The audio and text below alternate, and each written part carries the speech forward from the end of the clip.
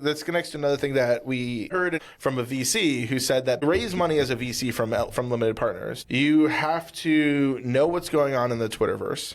You have to know what's going on the big podcasts, like All In and whatever. Because when an LP asks a question about like, oh, what do you think about what Chamath said in the last episode of All In, you have to know what he's referencing and have a response. Which means you have to be a part of this kind of bullshit sphere where people are just making noise. And that kind of creeps into everything. And like, I think this somewhat is descriptive of the world of frontier tech VC land because it's almost like science by mob rule.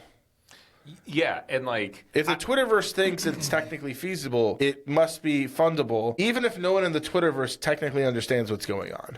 Yeah, and like, I get the evolutionary pressure from a social context here too, right? Because totally. I don't think there's any individual bad actors. And if you make polite noises and nod along, your results over the long term are much better than if you just don't agree with the group. Because even if the group is insane, the stock price still goes up. And so like, who cares? Tesla is a classic case. Tesla can remain insane longer than any short seller can remain solvent. Yeah. And it doesn't matter what the reality is. Yeah.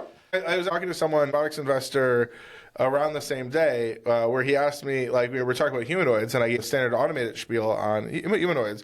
But then I had to end it with, listen, ignore everything that I just said and make a bunch of humanoid investments. You might 100x your money. Yeah. They're not going to ship. No one's going to own them. But if you invest at a $10 million valuation or a $100 million valuation, there's a chance you can sell at $1 billion or a $10 billion valuation. Yeah. Disconnected from the reality of the business. Yeah.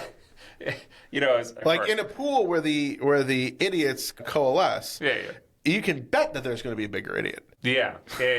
That's right. It's like in the VC world, it doesn't matter if you invest in the humanoid that's going to end up shipping or winning the market. It just matters that your return is positive for your fund. And like, but also for some of the companies like that, you don't even need a return.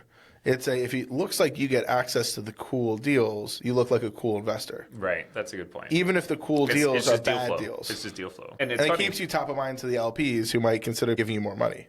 Yeah, and there's a flip side, because if you look on the large industrial side, there was this wave in the autonomous driving space, 5-10 years ago. Now all of that hype has sort of died down, and now there's this delay action where the large manufacturers are starting to pull back.